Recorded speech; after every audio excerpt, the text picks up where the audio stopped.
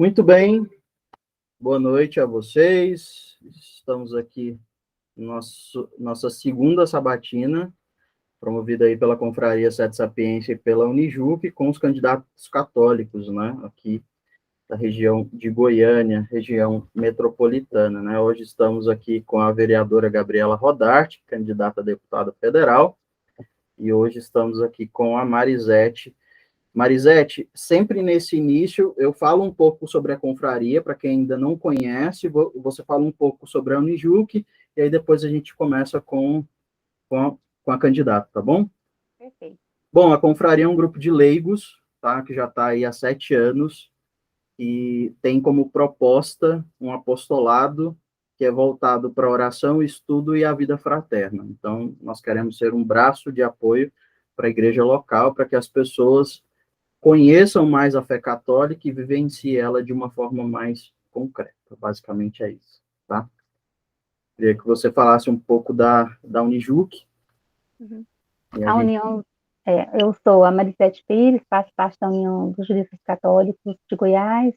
A nossa missão é um olhar do direito sobre a sociedade, contribuindo com a igreja. Nós somos uma associação de leigos dentro da Igreja Católica, ligados aqui à Arquidiocese de Goiânia, e temos a missão prioritária de fazer essa colaboração, essa orientação e essa formação dentro do ambiente que vivemos.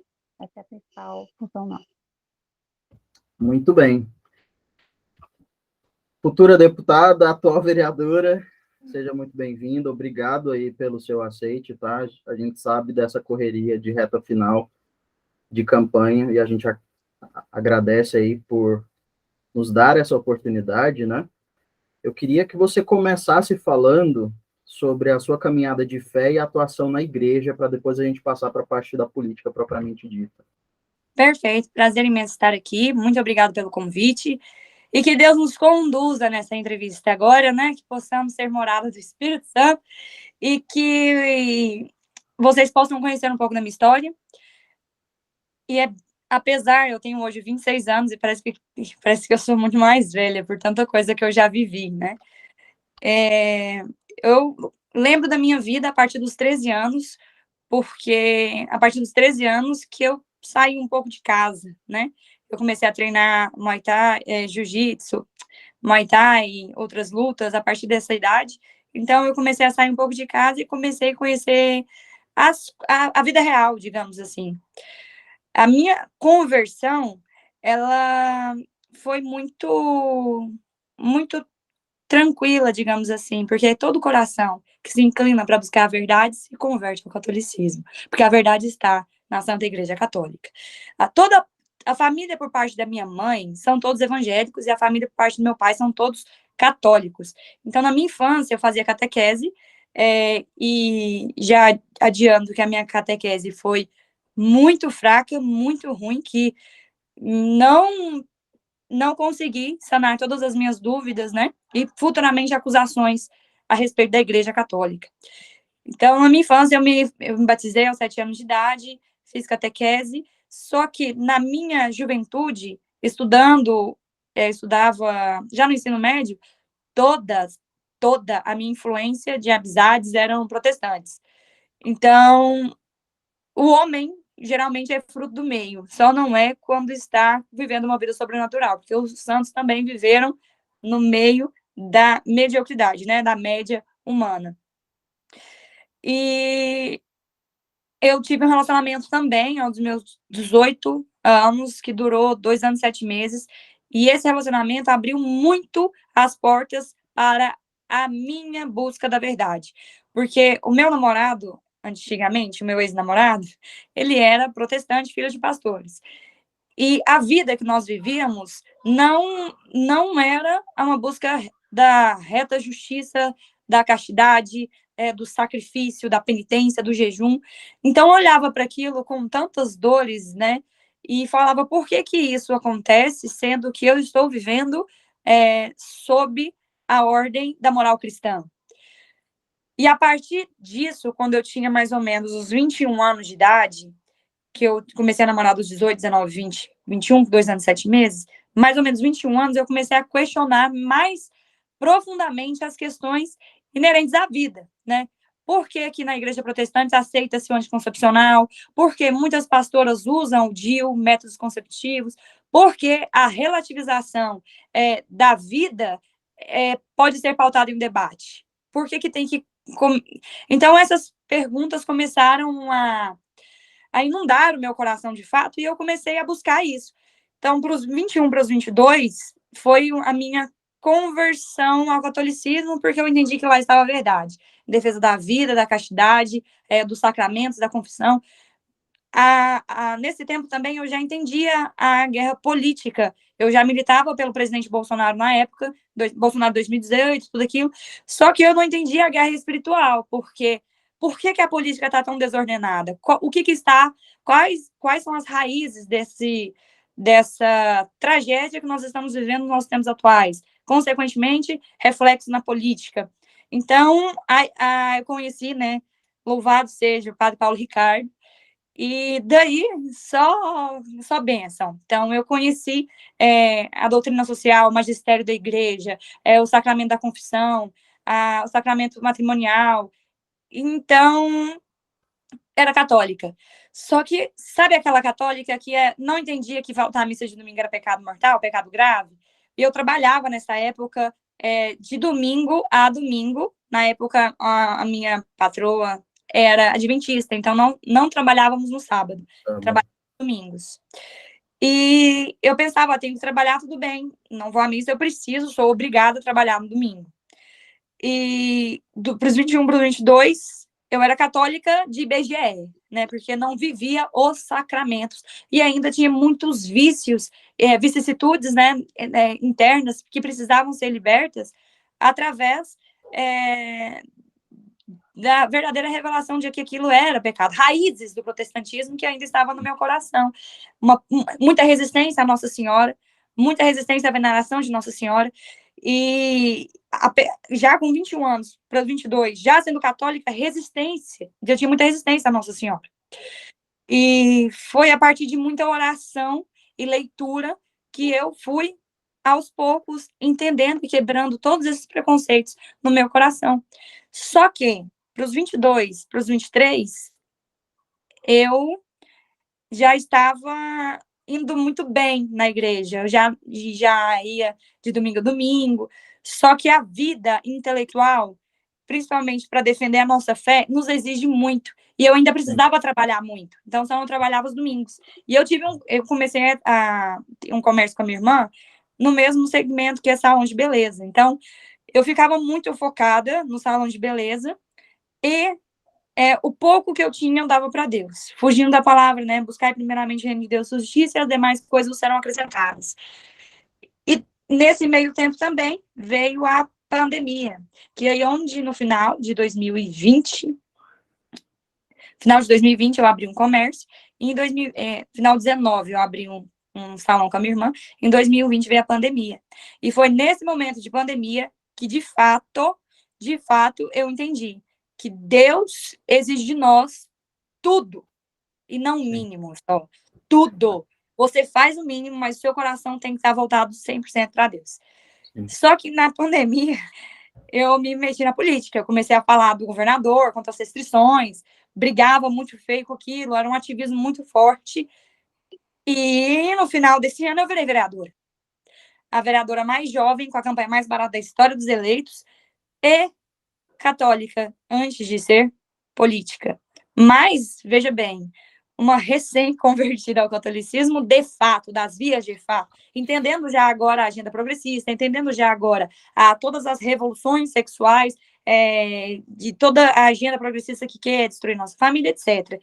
Sim. Só que eu entendo que foi uma conversão muito rápida para o momento, e o momento exigia de nós muita resiliência, muita força. Então, foi um momento que eu mais me apeguei à oração, à penitência, ao jejum.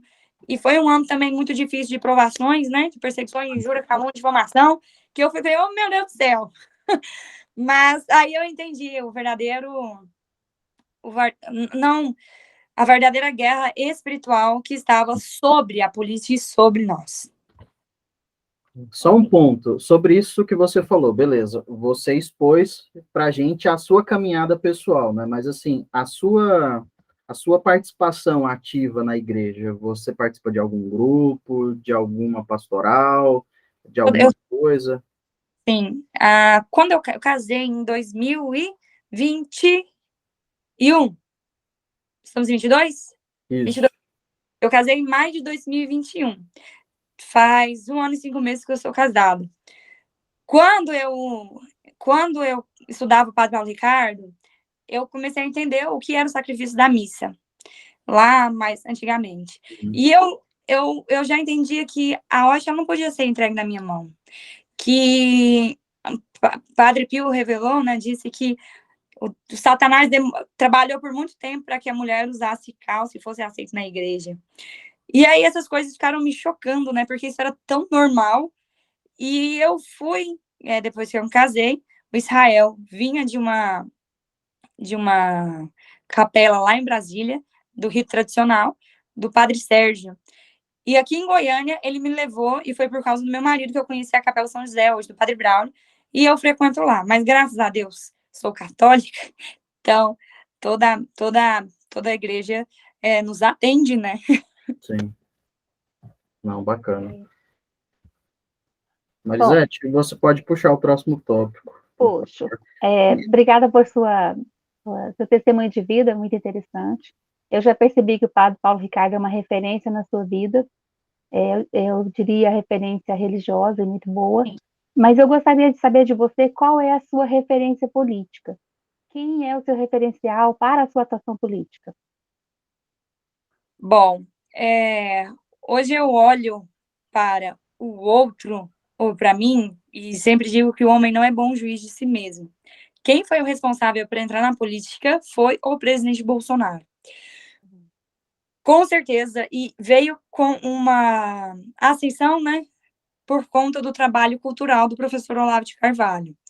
Se não tivesse um trabalho cultural, um trabalho filósofo, né, com todas as suas teses, com todas a visão histórica do país mesmo, de toda a agenda comunista, todos os marxistas, e também já entendia que Paulo Ricardo já dizia, né, que não existe sequer hoje uma faculdade ou escola que não tenha sua raiz o marxismo cultural.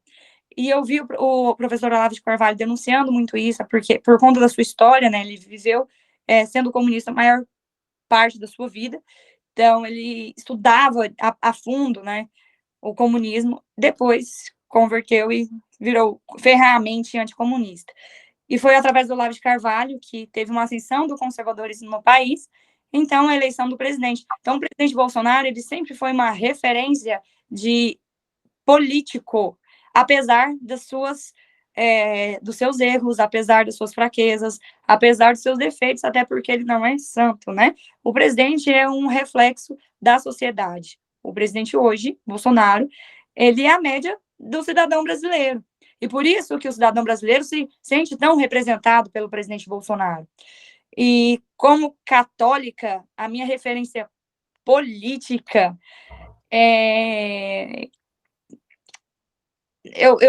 na verdade, eu busco a vida dos santos para atuação política, certo? Porque eu vejo a política como um meio de evangelização. E o que eu devo fazer, como eu devo servir, eu me inspiro na vida dos santos, né? E São Thomas More, como foi um mártir em defesa da verdade, mesmo sendo pressionado, coagido, a ir contra a moral. E o que me inspirou hoje, o que me dá sustentação de base para ser uma boa política, ou tentar, no mínimo, ser cada dia melhor, são os mártires. Muito bem. Muito bom. Eu queria saber agora de você, assim, você tem 1 ano e meio de mandato, mais ou menos, né? Nós estamos em agosto, setembro? Setembro. 1 ano e 9 meses. 1 ano e 9 meses. Nesse 1 ano e 9 meses, o que você citaria de relevante da sua atuação política na Câmara Municipal que você gostaria de mostrar para quem vai assistir essa nossa sabatina? Você não conhece uma pessoa hoje pelo que ela fala. Eu posso ficar aqui 1 hora falando, mas o que vai realmente descrever o que eu sou, é o que eu defendo. Não conhecemos alguém pelo que ela fala, mas sim pelo que ela defende. Ouvi isso também do padre Paulo Ricardo. E houve um momento muito, muito decisivo na política de 2021, na política no cenário nacional, que foi o período pandemia. Sim. O que eu acho de mais valoroso e importante, que é inegociável, é a nossa fé e o nosso direito de adorar o Senhor Jesus Cristo, o nosso direito de ir à missa e viver os sacramentos, certo? Certo. E nem em tempos de guerra, nem quando há guerra, se fecham as igrejas. O que houve nessa pandemia foi um ataque direto, sem o menor pingo de ressentimento ou constrangimento do poder público para ditar o fechamento das igrejas, sendo que a igreja antecede o homem, Deus antecede o homem. Então, não deve ser o Estado a pautar a igreja, e sim a moral da igreja a pautar o Estado. Porque era assim até a Revolução Protestante, depois a Revolução Francesa e depois as outras revoluções que se seguiram. E hoje a minha atuação é em defesa da verdade. Que a verdade não é algo, é alguém, é o nosso Senhor Jesus Cristo. E digo sempre, inclusive no plenário, na tribuna, que eu não defendo aquilo que eu acho, porque eu posso me enganar, eu posso errar. E errei muitas vezes. E eu sou pautada pelo que é certo, porque o certo está acima de mim. E foi completamente, assim, foi uma verdadeira, com perdão da palavra, uma verdadeira desgraça que aconteceu, foi o fechamento das igrejas e, salvo engano, posso que está errada, mas eu fui uma das únicas parlamentares de Goiás a lutar contra as restrições de fechamento do comércio e fechamento da igreja, sofrendo processos, inclusive, pela minha posição. Mas nós devemos respeitar a liberdade individual do homem. Santo Agostinho, ele diz assim, a lei humana não pode ferir a intimidade do homem. Nós não somos liberais, né, porque a igreja condena o liberalismo, mas nós devemos respeitar a liberdade do homem a par daquele que ele vai exercer a sua fé e o livre mercado para poder sustentar a sua família. Então, as coisas mais importantes que eu fiz durante esse ano de mandato foi dar voz àqueles que não estavam sendo escutados e lutar por aqueles que não estavam sendo respeitados no momento de pandemia. Você sofreu essa perseguição por parte dos seus colegas lá na Câmara? Ah, com certeza. Teve essa época que ninguém poupou, né? De senador, lembro que o senador Cajuru na época veio me criticar, deputado federal, lembro que, olha que eu sou uma pessoa que lembra, mas tudo bem, eu lembro que foi eu lembro até porque foi muito novo para mim, né? Quem era Gabriela Rodarte, uma vereadora, eu só existia e defendia o que era certo e as coisas aconteciam. Os ataques aconteciam, né? O ataque é pelo que você é, de fato. Jesus diz, né? Serão perseguidos por causa de meu nome. Não é por conta da Gabriela, é pela defesa do nome de Jesus Cristo. Então, ó, Zacarias, aquele médico, Zacarias Calil, o deputado estadual Calil também falou de mim. Assim, coisas ruins, né? Coisas baixas mesmo. Teve represália de governador, todas as mídias, televisivas e digitais, né? Lembro que Goiás 24 Horas, Mais Goiás, Jornal Anhanguera, a Record, canais do SBT, o Popular, mídia impressa e outros jornais, Diário do Estado, todos estavam falando Gabriela Rodarte, a negacionista. Gabriela Rodarte, aquela que fechou a BR Suco 3.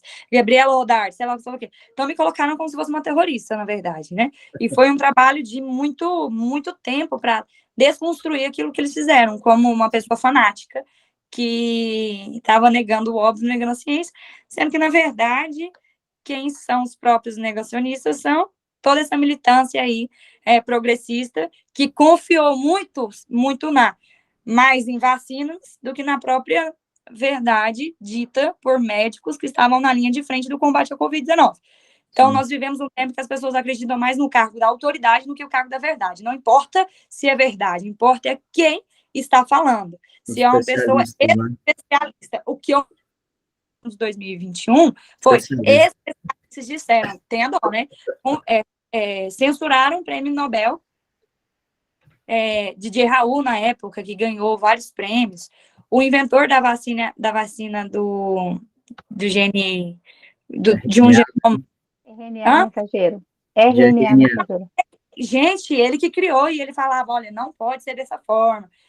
Condenando a vacinação em massa sem os estudos corretos, né? Falando que as pessoas são, sim, cobaias. Mas eu falo isso até hoje, as pessoas falam, nossa, como você é doida. Mas na família da pessoa, uma menina de 18 anos é normal. Ter um AVC é normal, ter trombose é normal, perder o seu filho, né? É normal. Doido é a gente. Muito bom. Marisete. Vou. Gabriela, você foi eleita pelo partido PSDC, que agora é o DC. Você continua nesse partido? Não, eu vi uma mudança no partido faz uns 6 meses, eu fui para o PTB. Infelizmente, eu ouvi acha na época com uma pessoal que estava comigo lá no começo do mandato, e tinha uma perseguição desse pessoal vetando o meu nome no partido para qualquer disputa em chapa, tanto estadual ou federal, ou qualquer participação política partidária nesse partido. Então, eu pedi uma desfiliação, de justa causa, por conta do veto que tinha no meu nome, e vim para o PTB, que é o partido do Roberto Jefferson, e o processo ainda está correndo. Inclusive, peço orações para que seja feita a justiça de Deus, porque todo mundo quer essa cadeira aí. Se o pessoal soubesse o peso que é sentar numa cadeira dela, não desejaria tanto. O que te levou para esse partido atual? Bom, foi o partido que abriu as portas para uma possível chapa de estadual ou federal, coisa que não havia no DC. Nós estávamos podados, né? E também pela defesa estatutária de Deus, família, liberdade, pátria. Hoje o PTB tem em seu estatuto essas defesas primordiais, que não são secundárias. Inclusive, o Partido Nacional expulsou mais ou menos 12 parlamentares, deputados federais do Brasil por terem votado a favor da prisão do Daniel Silveira e outras pautas que feriram do outro, né, contra o governo Bolsonaro. Então, é um partido que mais está apoiando a reeleição do presidente Bolsonaro. Mais ouso dizer que o próprio partido do presidente. Eu ia te confrontar, mas eu vou deixar passar. Eu vou só te perguntar o seguinte: você concorda integralmente com a postura do seu partido, com as pautas propostas por ele, desse partido que você está agora? Do PTB? Sim. Em defesa da liberdade individual, liberdade econômica, em defesa da moral cristã, da fé, tudo que estava no estatuto, sim, concordo. Agora, você dizer uma coisa e os seus pares atuarem de maneira diferente, de maneira leviana, aí é um problema que pode ser tratado judicialmente também, porque vai contra o próprio estatuto do partido. Não há como controlar. Na realidade, o que nós vivemos no Brasil são estatutos partidários muito bons, que atraem realmente as pessoas, mas a prática deles nem sempre está de acordo com aquilo que seria o estatuto do partido. Política tem muito interesse, a gente entende isso. É só atrelado a isso. Eu vou te perguntar o seguinte: você ainda não está com a sua situação dentro do partido totalmente definida, foi isso que você disse? Sim. Mas a sua candidatura está tranquila? A candidatura está tranquila e cabe recurso, né? Recurso atrás de recurso. E se der tudo errado também, que seja feita a vontade de Deus, toda honra e glória dele. Né? A gente não vai parar de trabalhar. Com mandato ou sem mandato, nós estaremos trabalhando. Como vereadora, como deputada federal, estarei trabalhando. Como cidadão, dona de casa, estarei trabalhando. Isso não me assusta. Outra pergunta. Em caso de vitória, você vai para Brasília e vai representar o estado de Goiás, sem problema. Em caso de derrota, você retorna para a Câmara, o seu suplente vai devolver para você a sua vaga? Quem é o seu suplente? O suplente é o Márcio, ele é da Renovação também, e hoje ele está apoiando um candidato a deputado federal católico também do PSDB, Francisco Júnior. PSD. PSD. Uhum. Exatamente. Márcio, qual Márcio é? Eu esqueci o sobrenome dele. Tá certo. Mas ele é Bom, católico. mas É ele é católico e aí ele não criaria nenhum impedimento para você retornar para sua cadeira. Não, porque a posse é só em fevereiro. Ah, Eu, sim. mesmo voltaria com a atuação na Câmara até ser impostada para deputada federal. Entendi. Ok. Muito bem.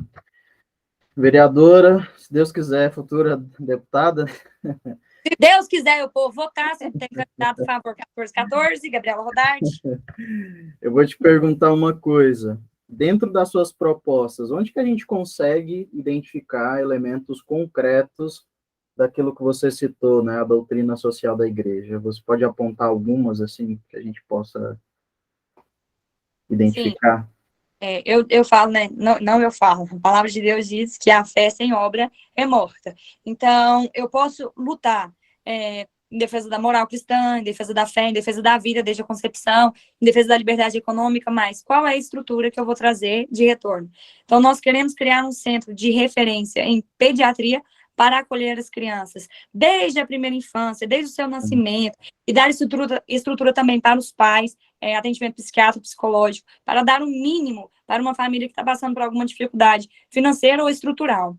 Também queremos criar um centro de referência para acolher mulheres vítimas de violência sexual, que é um resultado da desordem moral que nós estamos vivendo, para salvar as duas vidas. Tanto a mulher que não tem, às vezes, onde ficar, ou, às vezes, tanta gente lá querendo que faça um aborto, que cometa um assassinato intrauterino nessa menina, e nós precisamos acolher e cuidar das duas vidas. Também nós queremos ajudar com as emendas impositivas, todas as ações sociais que a igreja precisa desenvolver. Nosso mandato estará aberto à Santa Igreja Católica. Um padre que tem uma capelinha bem pequenininha, que precisa terminar a construção da igreja, que precisa de ações sociais, que tem uma instituição que está acolhendo crianças, que está ajudando o esporte para tirar as crianças de um possível vício futuro das drogas, né? E acolher no esporte. Então, a gente está com algumas bandeiras, e essas bandeiras vão ajudar o bem comum, né? Com o mínimo para sustentar e trazer dignidade para a pessoa humana. Bacana. Você tocou num ponto que, inclusive, é uma das pautas que a gente ia abordar, e como você puxou esse gancho, né, espontaneamente, você, como vereadora, já tem esse trabalho em conjunto com a igreja, por exemplo, ajudando alguma obra de caridade, alguma instituição específica, né? Porque a gente sabe que a igreja é a maior instituição caritativa do mundo, né? Então, ela é responsável aí por tudo que existe nesse sentido, né?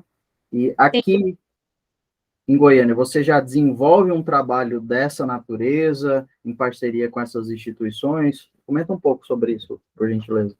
Eu fiquei um ano muito de um mandato muito combativo, né? Por conta de todo o período que nós vivemos. E a partir do ano seguinte foi onde que nós fomos possibilitados a destinar emenda. Nós procuramos associações, instituições ou ONGs, né, que prestavam um serviço para a sociedade, de acolhimento, etc. Eu tive muita dificuldade pensando em carne, será? De achar associações que faziam esse serviço. A principal dificuldade era ter o estatuto tudo certo, ter registro no cartório, ter utilidade pública. Então, nesse ano, eu fiz mais projetos para dar utilidade pública do que para destinar emenda, porque eu não preciso primeiro dar utilidade pública para depois ter a emenda destinada. Mas eu consegui destinar para os redentoristas mais de R$400 mil, para a reforma da capela, mais de R$200 mil. Nós destinamos para o SVO, que é o Centro de Verificação de Óbito, que cuida de pessoas que não têm como arcar com necrópsia, com caixão, com enterro, e destinamos também para o Centro de Zoonoses, que faz estudos em doenças, em animais, doenças, raiva, etc. Destinamos para a Associação Servos de Deus, que faz um trabalho brilhante e maravilhoso no acolhimento, que cuida, né, da pessoa, e eu estou esquecendo a palavra que volta. Reinserção. Reinserção, exatamente. Reinserção para a vida comum no seio da sua família. Destinamos também para reforma do muro de Ucimei, lá no Conjunto Veracruz, que as criancinhas corriam para a rua, às vezes podia acontecer um acidente. Pela zeladoria também, para uma praça. Eu procurei, inclusive, centros pró-vidas aqui em Goiânia. Achei um, mas infelizmente eu não obtive resposta. Infelizmente, então deixei de destinar verba. Quis destinar para outros municípios, como o Provida de Anápolis. Não consegui, porque só destina para o município, e a gente vai vivendo e aprendendo, né? Porque a gente quer abraçar o mundo, não consegue. Eu achava que poderia, né? Porque acolhe pessoas daqui de Goiânia, mulheres de então, o estado todo. Não pude. E também quis ajudar a Polícia Civil, não pude também, porque é estadual. E aí as emendas municipais vão para o município, as estaduais vão para o estado e município, e as federais da União vai para a federal, vai para todo mundo. Ou seja, se você quiser continuar fazendo esse trabalho, você precisa ser deputada federal. Sim, se melhorar, né? Eu fiz muito, eu consegui ajudar muito como vereador. Mas um vereador tem 2 milhões de emendas. Com certeza dá para fazer muita coisa com 50 milhões de emendas. Então, se Deus quiser, eu estou aqui para servir. E é um sonho mesmo servir. A igreja, infelizmente, temos muitos lugares ocupados por pastores, né? Claro, democraticamente, mas nós precisamos de bons representantes católicos. E precisamos para que a igreja seja ajudada, né? E nós precisamos fazer isso. Gabriela, você tocou num ponto que é um ponto extremamente importante, que é a inadequação jurídica das entidades, das instituições que prestam esse serviço de acolhimento às pessoas e acolhimento à sociedade. E eu não vi, pelo menos eu não reconheci aqui em Goiânia. Eu tenho uma amiga que trabalha com uma instituição de idosos e algo que ela percebeu, nenhum tipo de assessoria, nenhum tipo de prestação de serviço, nem do poder público, nem de particulares, para auxiliar essas entidades a fazerem projetos que possam receber essas emendas ou possam se adequar. Então, sugestão, talvez para você como deputada federal, ou mesmo como vereadora, esse núcleo seria uma assessoria jurídica de informação para que as entidades possam se adequar. Quando você falou de não encontrar entidades, eu conheço bem esse ambiente, porque como voluntária que sou, a gente trabalha com muitas entidades, e às vezes elas não conseguem nenhum tipo de auxílio de um dinheiro que está disponível, tanto no município, quanto no estado, quanto mesmo no âmbito federal, por ela não se adequar às exigências necessárias. E isso é algo que precisava ser corrigido, e nós não temos ninguém que faça isso. Sim. De que forma você acha que o vereador poderia auxiliar as entidades que estão dentro do município? Bom, eu tentei fazer isso, mas não consegui abrir para muita gente, porque eu sou uma vereadora que não tem cargos em nenhum lugar do estado. Eu tenho a minha assessoria. Então, muitas vezes, inclusive, as pessoas olham para minha campanha como improvável, porque, infelizmente, nós temos muito pouco. Mas eu ganhei com muito pouco também. Pouco de Deus é o suficiente para gente. E aí, eu tenho, no meu gabinete, mais de 10 associações que um advogado está cuidando, né? E se eu fosse aqui, com certeza, a gente não conseguia fazer o mínimo, né? Que são aquelas que a gente já acolheu. Então, nós precisamos ter um mínimo de empatia de cada assessoria jurídica para cada vereador que faça isso auxiliar. Então, a gente precisa de muito mais boa vontade política, do que algum projeto de fato. Por quê? Pode-se criar uma ouvidoria, pode criar um projeto, mas vai ter empecilho. Perdão, gente. Vai ter um empecilho. Gente, me dá água, por favor. Em nome de Jesus. Obrigada. Eu vi também, depois de acompanhar, depois de fazer o projeto, ter empecilho na gestão do poder público. Aí eu tenho que ir na secretaria dar uma de doida, né? Faço, meu querido, por favor, ajuda a gente, ué. Pelo amor de Deus. E tudo trava. Então a gente precisa ter insistência do parlamentar, que está acompanhando o caso. Muito obrigada, viu? Deus pague. Insistência do parlamentar e bom ânimo dos presidentes e vice-presidentes, tesoureiros, etc., que compõem a associação, porque vocês têm que querer mais que o político atende várias coisas, né? Mas tem que insistir.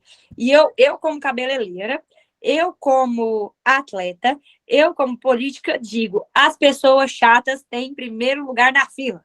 Porque ninguém aguenta o chato, então seja chato. Tem uma parábola na Bíblia que fala, né, quando você for pedir o pão de madrugada, insista, porque ele não vai te dar o pão porque você é caridoso, que ele é caridoso, ele vai te dar porque quer se livrar de você. Então, seja chato, entendeu?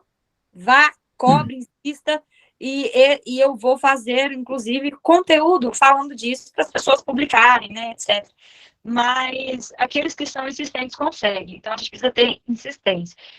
E também puxar o político e constranger o político. Ah, fala que vai para a rede social. Olha, filma aqui, faz um compromisso comigo. Ou fulano de tal, estou aqui com fulano de tal, ele está se comprometendo a ajudar a nossa associação. Conto com vocês. Então, comprometa o político também a lutar pela sua causa. A gente precisa ter esses manejos, esses tratos para fazer o trabalho. Muito bem, já que você falou para ser chato, então eu vou usar dessa prerrogativa. Eu sou professor, né? Eu sou professor por formação, né? E por vocação também. E tem uma pauta que a gente percebe que está crescendo bastante nessa área da educação, que é com relação à liberdade das famílias de educarem os filhos da forma que eles acharem pertinente, né? Seja com homeschooling integral, seja com híbrido, parcial, né? Mas eu concordo, eu acho que os filhos são propriedade do Estado, eu concordo com o nosso ministro. Né? É base. E o que acontece, né? A gente vê pouca movimentação dos agentes públicos em relação à proteção dessas famílias que só estão querendo que seja cumprido um direito constitucional, né? Isso não está sendo respeitado. Inclusive, várias famílias relatam que estão sendo perseguidas e tendo a guarda dos filhos em risco por conta dessa opção de decidirem sobre educação. E já puxando para um outro assunto, já que ele está interrelacionado, a questão das ideologias que estão inseridas dentro desse contexto educacional, né? Então, eu queria que você falasse um pouco se é do seu interesse atender essas demandas e se você já tem contato com essas associações, por exemplo, a NED, né, que é a Associação Nacional de Educação Domiciliar, ou se você tem interesse de fazer um trabalho conjunto para não só blindar as famílias desses ataques, mas também protegê-las desses insistentes ataques que as famílias vêm sofrendo por conta dessa ideologia que está meio institucionalizada dentro desse contexto educacional. Bom, é claramente um ataque às famílias. Todas as revoluções, Ernesto Laclau, ele tem um livro que é O Homem Reformado. Nesse livro ele fala, toda revolução é uma revolução contra a ordem moral de Deus. Porque se você puxar todas as ideologias, você vai ver que tem uma raiz anticristã. O próprio movimento vegano. Deus não deu a carne, o animal, para que o homem cuide, que o homem domine.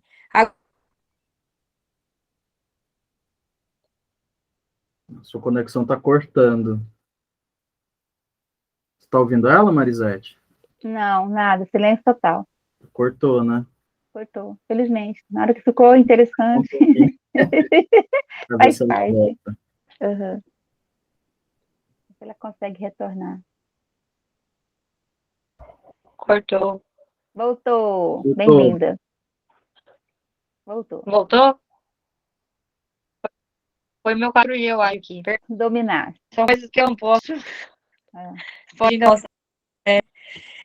Então, o próprio movimento vegano, ele é anticristão em sua essência, porque você vê os mais radicais, os mais fanáticos, na verdade, o radical é bom, o fanático é ruim, os mais fanáticos desse momento falam que quem come carne é homicida. Gente, sumiu novamente. Eu acho que tem alguém escutando essa nossa conversa, porque não é possível. Ai, que horror. Estão boicotando o nosso Não tá vindo conversa. do homem. Pois Ah. é, Vocês já viram isso? Por que eu vi na conversa? tá cortando. Agora a Ah, gente tá. está te ouvindo, Tá mas ainda cortando. tá Eu vou colocar o cortando. Wi-Fi, peraí. Tá tempo? Tá bom, Tá, Deixa eu ver tranquilo, se eu pode coloco o pôr. Wi-Fi rapidinho. Só um minuto. tá bom. Não, beleza. Mas isso que ela está falando dos veganos entra também na cultura da morte, Sim, desse, sim. Sem desse dúvida. mesmo ambiente.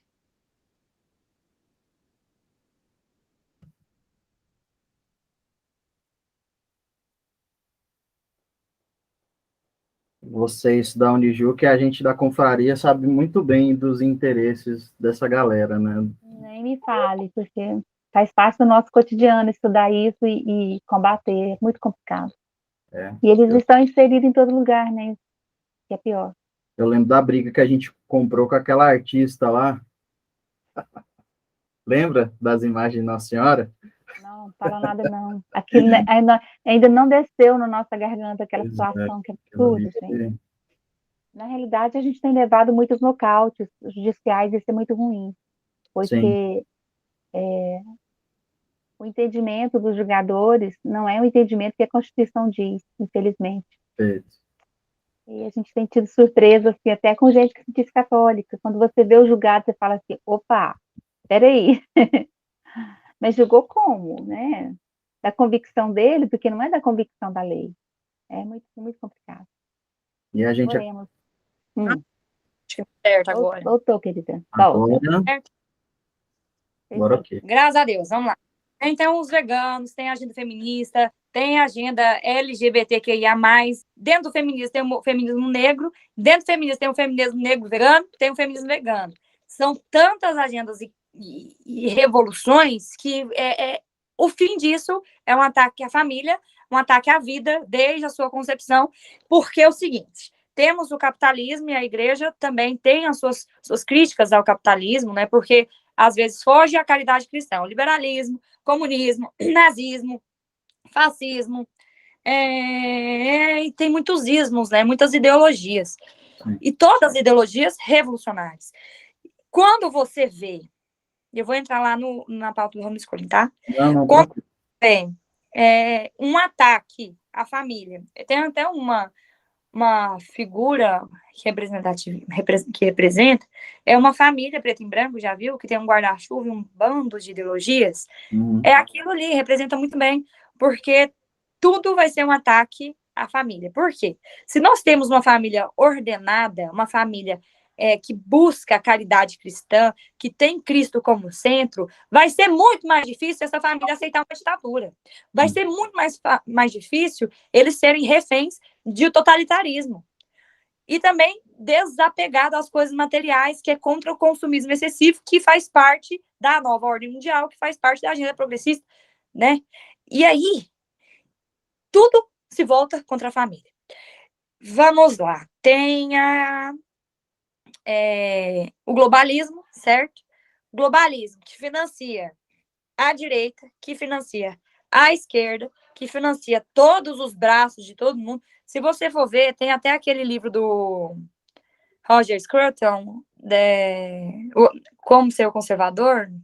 Não. Isso. Tem esse também. Tem esse, né? Se você for na dedicatória desse livro, você vai ver um agradecimento à família Rockefeller. Por que que um livro conservador está agradecendo os Rockefellers? Aí eu olhei e falei assim, peraí. E aí, por que que homens brancos, bilionários, financiam o movimento negro? Ou financiam o feminismo? Os Black Lives Matter, aquela coisa toda, os terroristas. Por quê? Eu acredito que vocês já sabem disso, né? Mas tem que concluir o raciocínio aqui. Porque quando a sociedade está em combate, né, e se destrói, depois eles vêm e reformam, né, com a agenda da nova ordem mundial. E por isso que nós precisamos defender a nossa nacionalidade. Não temos um Estado único, né, que é o poder central global, porque todo o país tem a sua cultura, tem os seus princípios, os seus valores, da cultura do homem, né? Por isso que Nossa Senhora tem tantas aparições, né? No México, no Brasil, na Argentina, na Espanha. E quando você olha o interesse dessas agendas progressistas, você vê um ataque direto à família. Por que que tem a ideologia de gênero? Por que que tem o feminismo? E por que que tem o movimento LGBTQIA+. Já pararam para pensar nisso?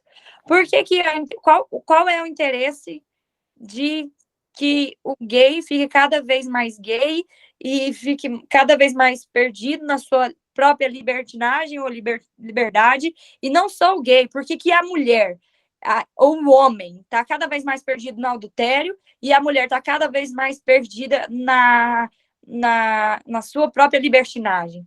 Então, não é só o gay, é o homem, é a mulher e a conjuntura familiar.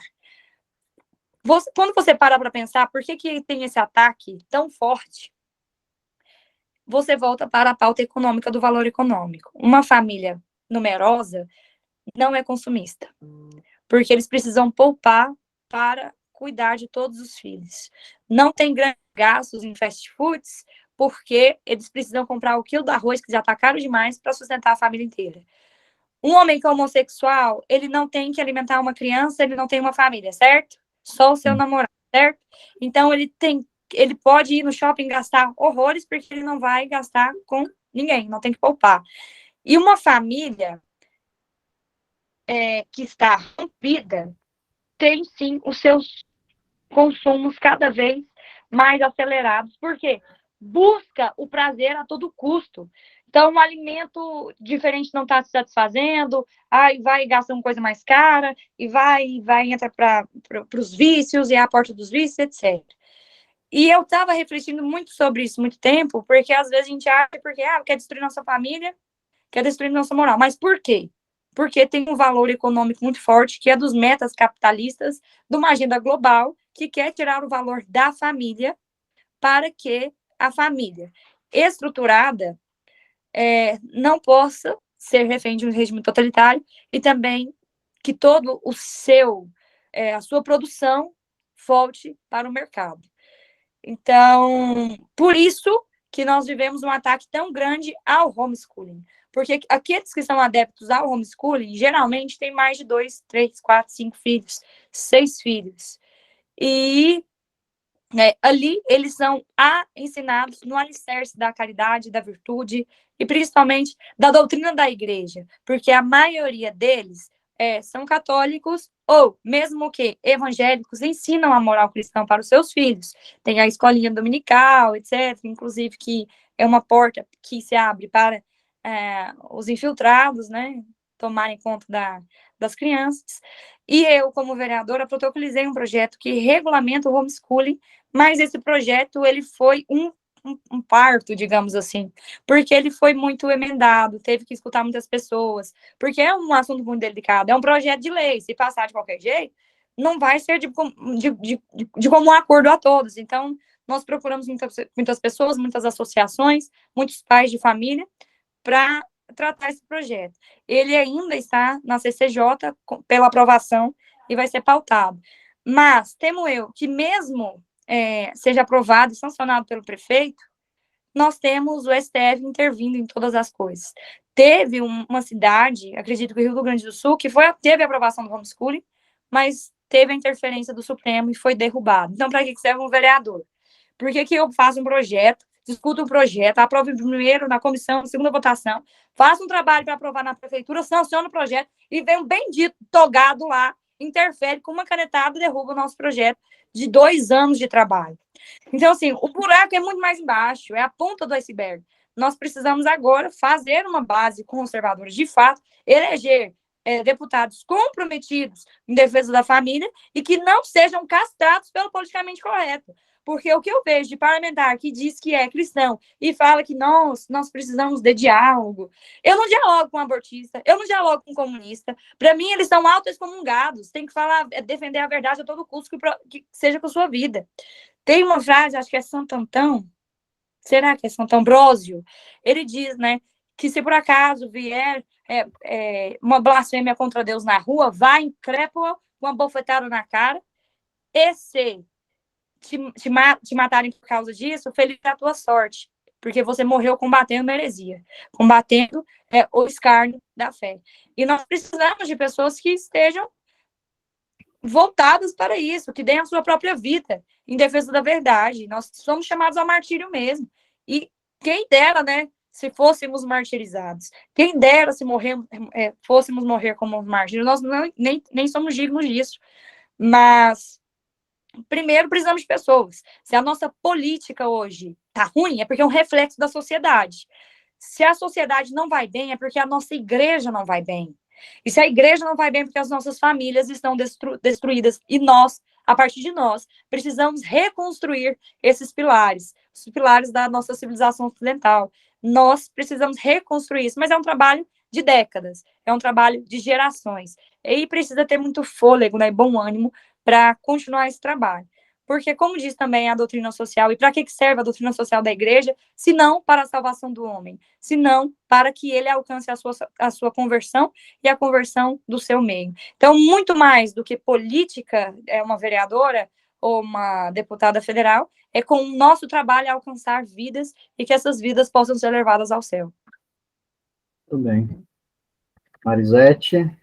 Bom, ela deu uma passada sobre a cultura da morte, passou um pouco sobre a educação, a questão do homeschooling, que é uma questão delicada. Nós estamos com uma lei aprovada no na Câmara Federal sobre do homeschooling, aguardando o parecer e o posicionamento do Senado. O STF ainda é um problema a administrar futuramente.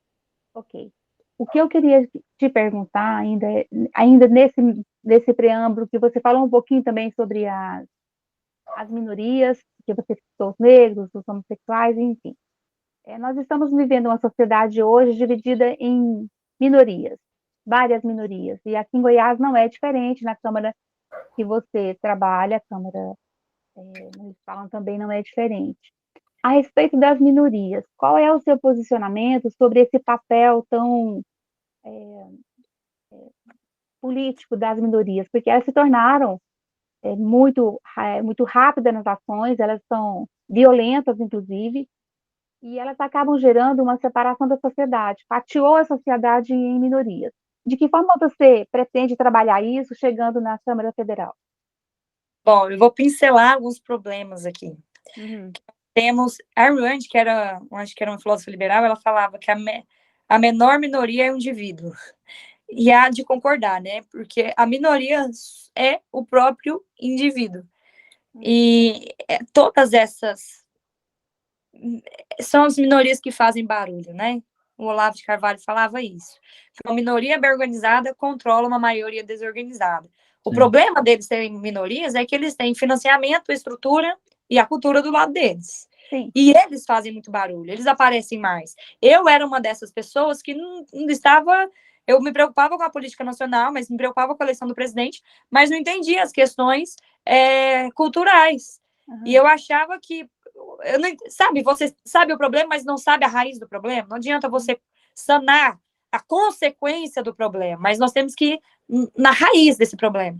Então, nós temos hoje os conservadores versus liberais, temos o pobre versus o rico, tem o empregado, né, versus o patrão, que é lá do marxismo, tem o gay versus o hétero, que é da militância LGBT, tem o branco versus o negro, que é do movimento negro, tem os capitalistas versus socialistas, que são dois revolucionários, tem o homem agora contra a mulher contra a própria mulher, e o homem contra o próprio homem. Destruíram Deus, destruíram Deus, destruíram a família, agora destruíram o indivíduo. O indivíduo. Porque o homem não se identifica mais como homem. O homem se identifica como uma mulher, ou como um homossexual, ou como um animal, ou como uma mala, ou como um dragão. Onde já se viu isso? Nós estamos vivendo tempos que é contra a lógica, contra o senso. E aí, recentemente, né, vendo tantas informações, tantas coisas, que se nós não nos fixarmos em Cristo, a gente fica doido mesmo. Tá tudo uma zona. Tá tudo uma zona. Mas São João Paulo II diz que, né, que nós devemos defender a verdade, nem que voltemos a ser apenas 12. E é a partir de 12 que nós faremos e retornaremos a nossa cristandade, né? A terra de Santa Cruz, nosso país. Porque nós somos maioria cristão? Acho que não. Porque como é que é uma maioria cristão que sendo o maior canal de YouTube é o Condzilla, produtor de funk? As músicas mais escutadas, Anitta, Pablo Vittar, Melodies, e um canal com mais inscritos hoje é Felipe Neto. Então, como que um país de maioria cristão tem, em sua maioria, conteúdos esses que são explorados? Então, a pessoa fala, eu sou crente, mas eu falo que até o Satanás acredita em Deus, né? Ele é o primeiro a acreditar, porque foi derrubado. Então, o que você faz além de achar que é? Então, eu falo isso em voz alta para eu me escutar também, que eu preciso me capacitar, que eu preciso estudar. A defesa da vida não é só você falar contra o aborto, é você ser aberto à vida e condenar todo tipo de métodos contraceptivos que faz parte, sim, da cultura da morte. Mas muito mais além disso, que é o próprio estudo da bioética, que eu sou muito leiga nesse assunto.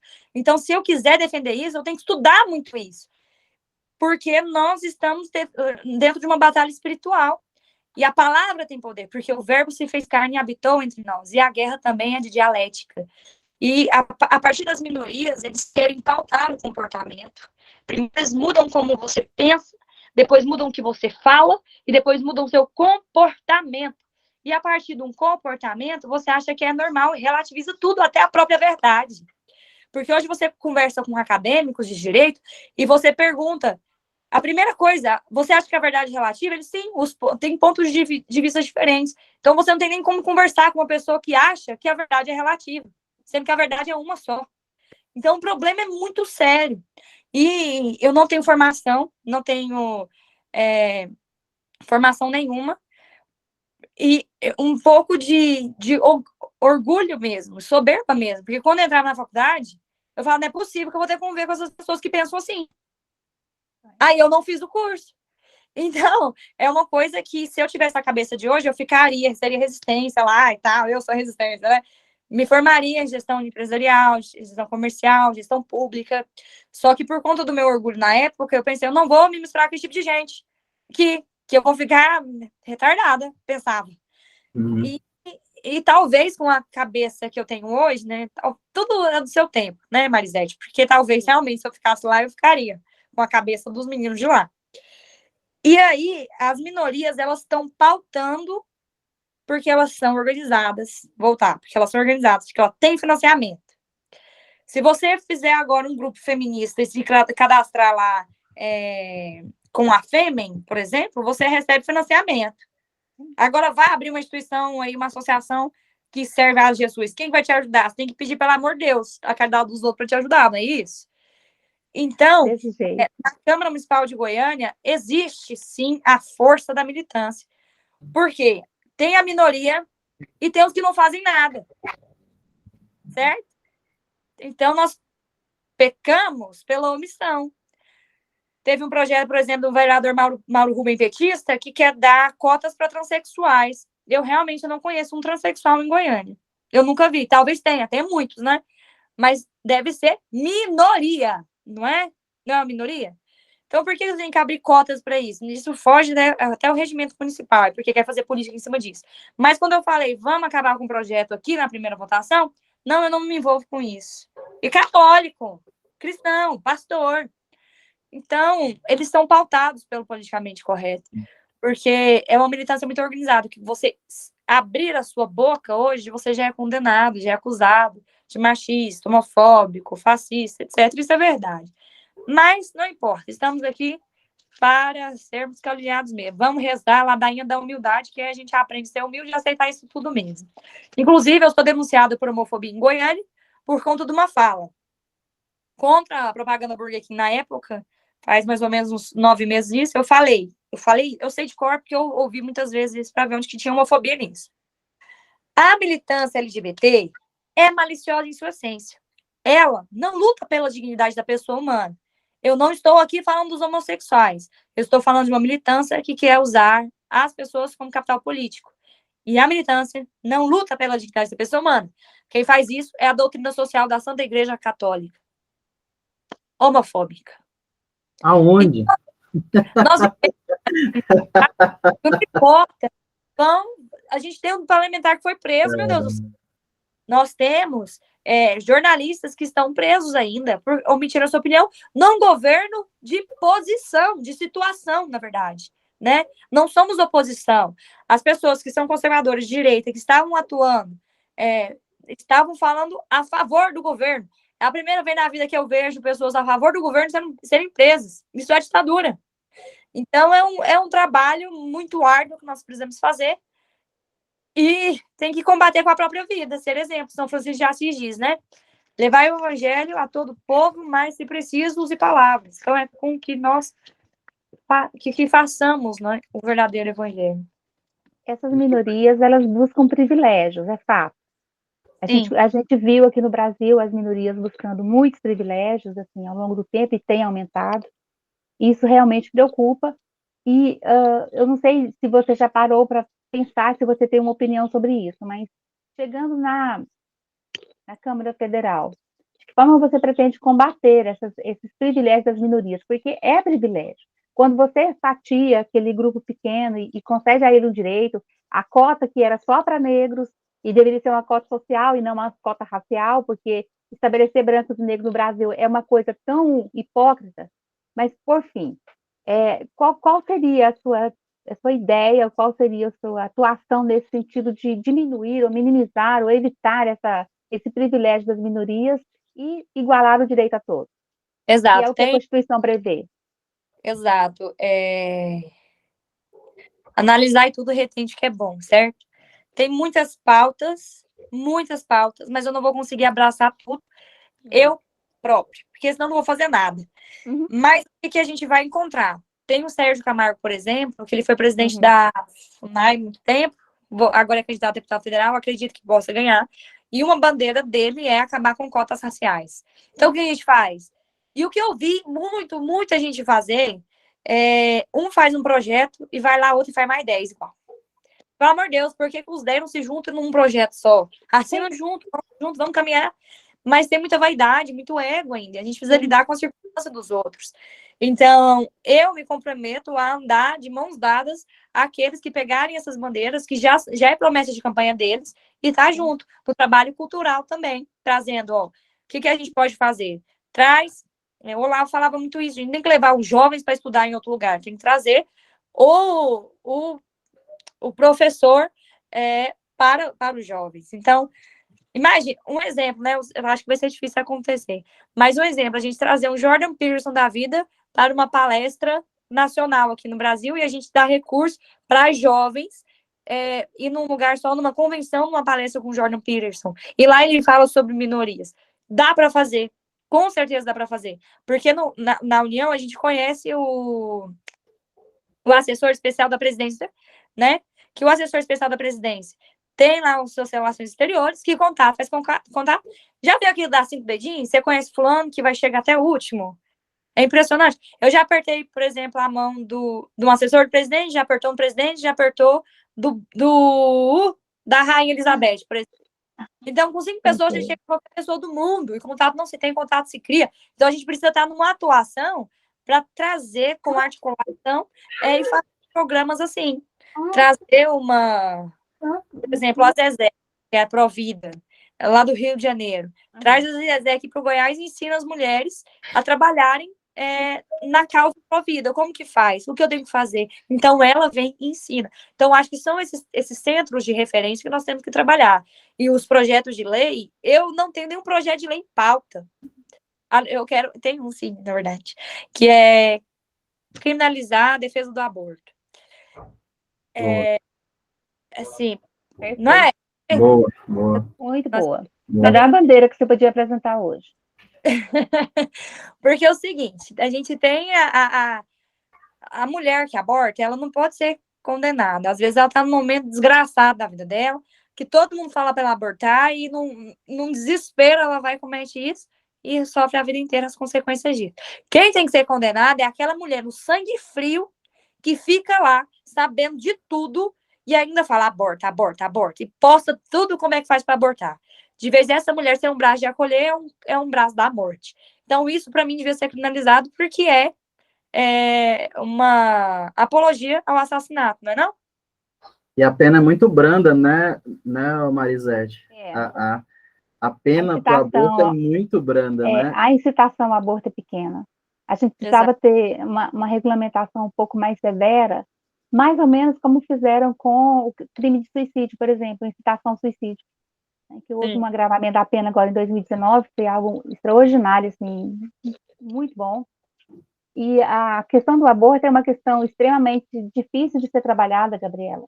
E nos preocupa muito porque quando você fala na defesa da vida, duas coisas nos vêm em mente imediatamente: o aborto e a eutanásia. Que parece estar distante da gente, mas não está. A gente já está vendo movimentações aqui bem próximo da gente, no Uruguai, sobretudo, com tentativa de mudança legislativa para flexibilizar a possibilidade da eutanásia. E isso realmente nos preocupa. Quando você fala na defesa da vida, a gente tem que ter muito em mente que o parlamentar que defende o aborto, ele vai defender todas as formas de homicídio. Todas. Sim. Sim. Então, apenas mais severas podem ajudar, mas, porém, a gente precisa criar mecanismos legais, e para isso nós temos parlamentares, para nos dar essa segurança jurídica, né, que nós teremos esse agravamento de penas, por exemplo. Concordo com a senhora, em gênero, número e grau. Tem, inclusive, que quando a gente fala que pauta-se na cultura primeiro para depois vir na política, você vê a ansiada, né? Porque torna-se normal e fica antinatural a gente não pautar coisas como essa. Então, primeiro eles pautam na cultura, para depois ser aceito mediaticamente, porque a mídia pauta, a política vai e torna-se lei. A gente viu isso como a Demi Lovato, que é não binária, né? Sim. Aí começa a pautar as jovens, e as jovens começam a fazer militância e aquilo tudo, e já aparece nas novelas, já aparece nos filmes. Você falou de eutanásia, por exemplo, tem aquele filme, né, que parece ser inofensivo, mas traz uma mensagem muito clara e muito covarde, romantizando a eutanásia, que é aquele filme Como Eu Era Antes de Você, que o rapaz é paraplégico, aí vai lá, encontra o amor da vida dele, e aí ela não merece isso, eu vou me matar. Mesmo encontrando o amor da vida dela. Ou seja, o homem, ele está aqui para louvar a Deus. E que a existência dele, que a alma humana dele seja suficientemente, a existência é para Deus. E Deus é quem dá a vida e Deus é quem tira. E a pessoa está ali porque ela é morada do Espírito Santo de Deus. Basta você existir. Até porque uma pessoa que entende isso, às vezes, um tetraplégico, por exemplo, que só mexe o rostinho, tem até um filme muito bonito, patrocinado pelo Brasil Paralelo, que eu assisti ele no cinema, que fala da defesa da vida. Eu esqueci isso. Gente, descobre o nome desse filme depois, coloca aqui na descrição, se tiver como. Tá bom. Vou falar depois que eu vou pesquisar. Tá. Que a própria existência do ser humano, mesmo com todas as suas dificuldades, ali mostra o milagre de Deus. Ali mostra. O próprio filme que a gente assistiu. Dos que estão ao redor. Porque é um ato de. Inclusive, só para finalizar, inclusive, por que nós somos contra um assistencialismo excessivo, que é, por exemplo, o socialismo, né? Que o Estado tem que dar tudo. Se o Estado dá tudo, o homem deixa de ser grato, porque a partir disso é uma obrigação e não um direito.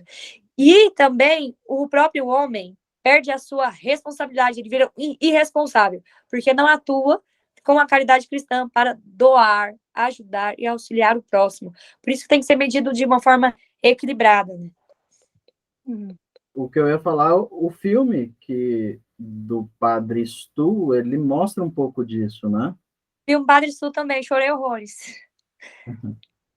Então, só para a gente finalizar mesmo, eu queria saber, eu não vou te chamar de senhora porque você é mais jovem que eu, então... Pode chamar de senhora.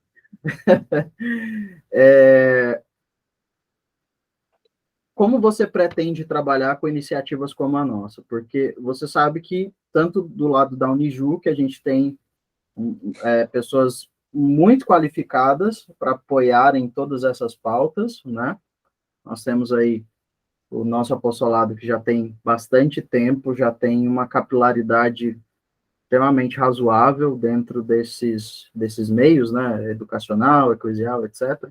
Como que você pretende trabalhar em parcerias com essas iniciativas, né? Porque uma das coisas que a gente sempre conversa, principalmente eu com o Emanuel, que é o atual presidente da Unijuc, é justamente essa falta de abertura, né, que a gente tem com os parlamentares, né?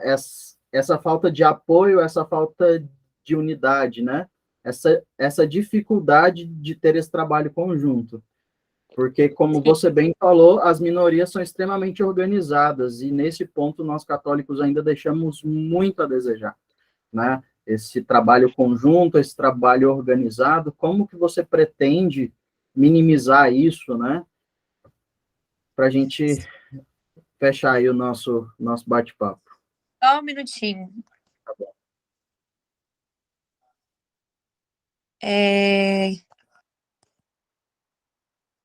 Eu vou te responder com outra pergunta. Só quero achar o nome do livro, do filme, senão eu vou ficar em paz.